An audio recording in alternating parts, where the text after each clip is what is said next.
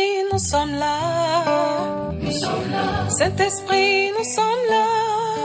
Nous sommes là. Saint-Esprit, nous sommes là. Nous sommes là. Saint-Esprit, nous sommes là.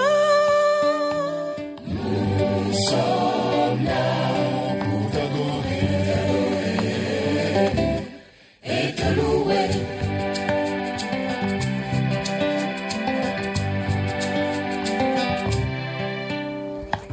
Holy Spirit, we are here. We are here. Holy Spirit, we are here. We are here. Holy Spirit, we are here. We are here. Holy Spirit, we are here. We are here to worship you.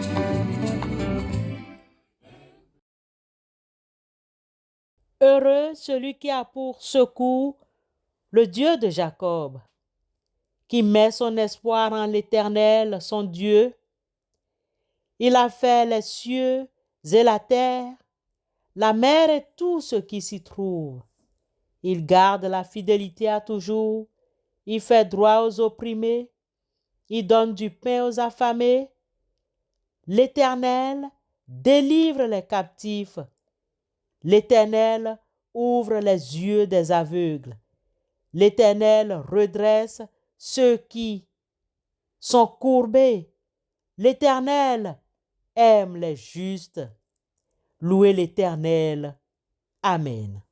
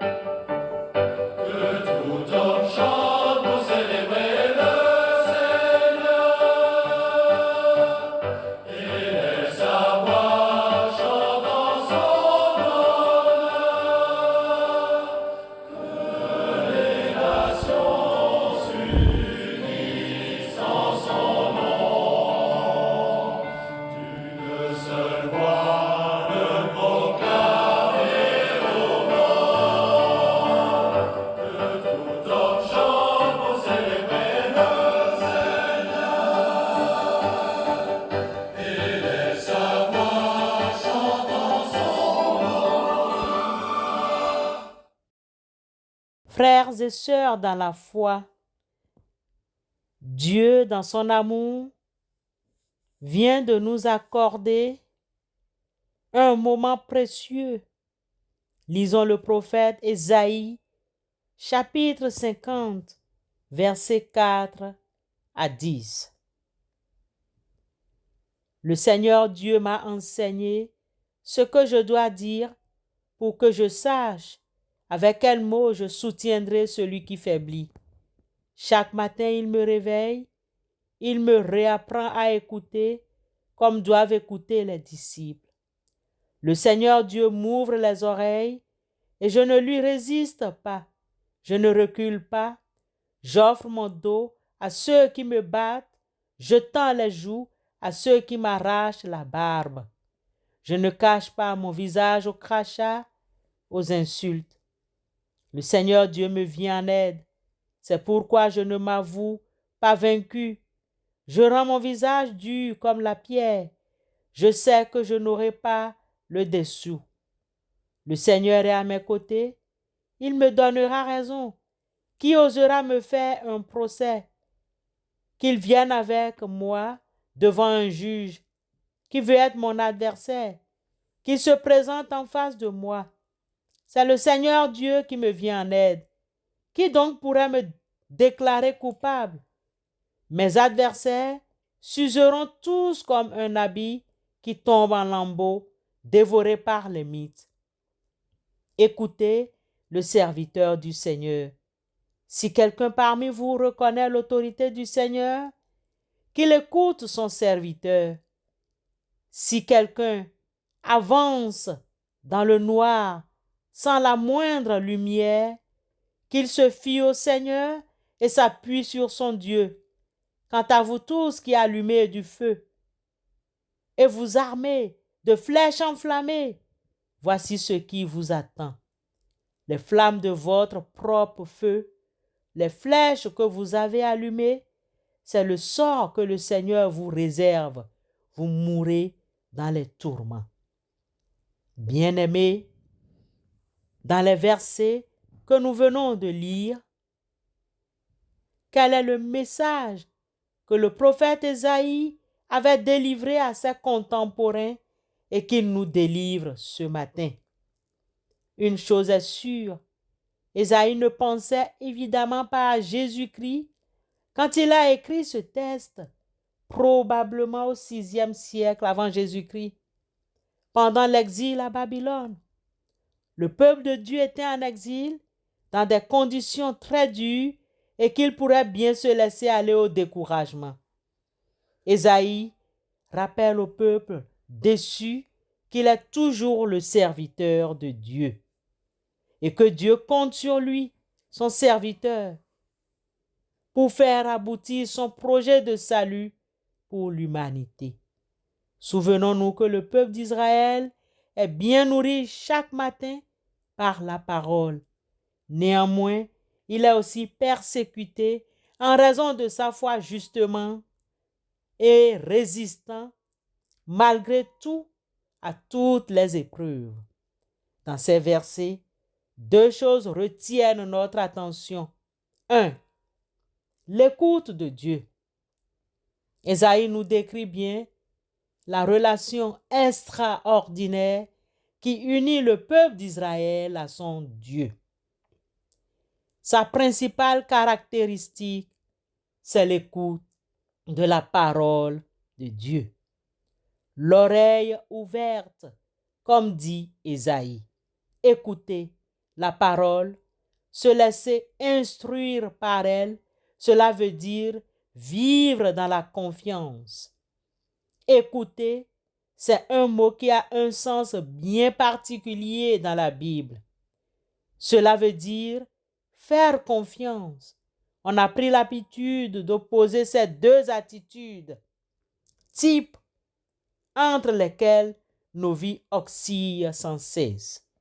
Confiance à l'égard de Dieu, abandon serein à sa volonté parce qu'on sait d'expérience que sa volonté n'est pas bonne. Ou bien méfiance, soupçon porté sur les intentions de Dieu et révolte devant les épreuves, révolte qui peut nous amener à croire qu'il nous a abandonnés ou pire, qu'il pourrait trouver une satisfaction dans nos souffrances. Le prophète, les uns après les autres, redisent « Écoute Israël » ou bien « Aujourd'hui, écouterez-vous la parole de Dieu ?» Et dans leur bouche, la recommandation « écouter » veut toujours dire « Faites confiance à Dieu quoi qu'il arrive. » 2. Soutenir ceux qui souffrent. Bien-aimés, dans sa pure grâce, nous sommes devenus membres de la grande famille de Dieu. Ainsi, nous avons le devoir de vivre avec les autres, de prendre les souffrances des autres sur nous et d'encourager ceux qui tombent en défaillance. C'est une responsabilité qui nous incombe vis-à-vis des autres. Le prophète Ésaïe a bien compris le sens d'une telle responsabilité devant Dieu. Il veut utiliser sa langue pour soutenir ceux qui sont accablés par les situations difficiles. Utilisons notre langue pour encourager et non pour critiquer les autres. Le prophète Ésaïe est lui-même attentif aux instructions du Seigneur. Puissions-nous exercer notre oreille pour écouter Dieu? Cela nous aidera à ne pas faire notre propre volonté, mais la sienne. Comme Ésaïe, nous devons apprendre à compter sur notre Dieu, car de lui vient notre délivrance. Nous n'avons pas à redouter l'ennemi si nous reconnaissons la main puissante de notre grand Dieu. Un dernier conseil du prophète Ésaïe: que celui qui a la crainte du Seigneur écoute sa voix, qu'il se confie en lui sans réserve. Le psalmiste aussi nous rappelle: quel est l'homme qui craint l'Éternel? L'Éternel lui montre la voie qu'il doit choisir. Psaume 25, verset 12. Amen.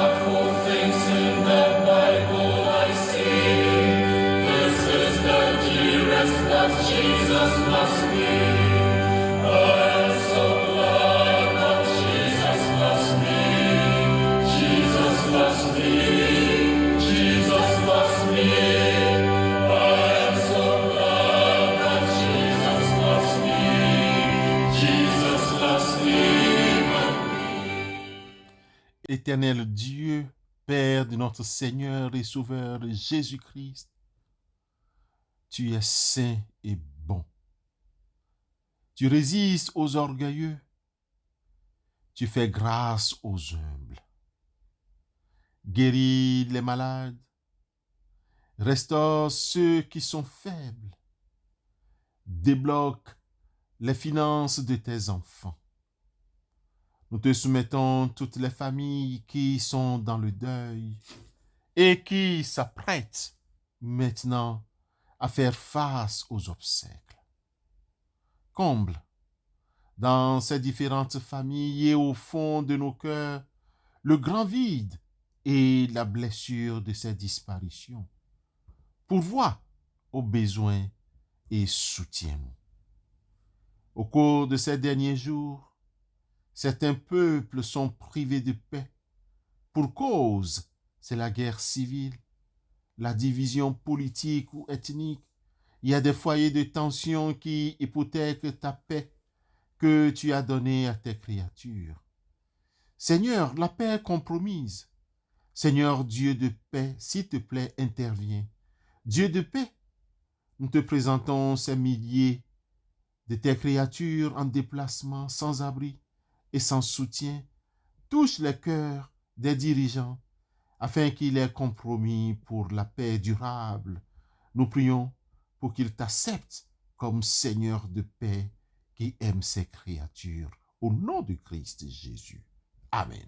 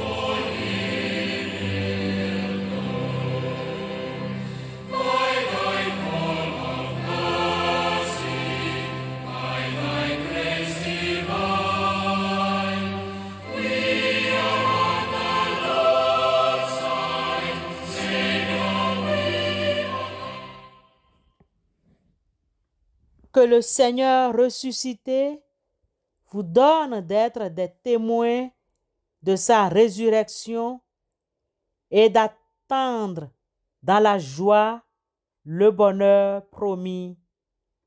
Amen.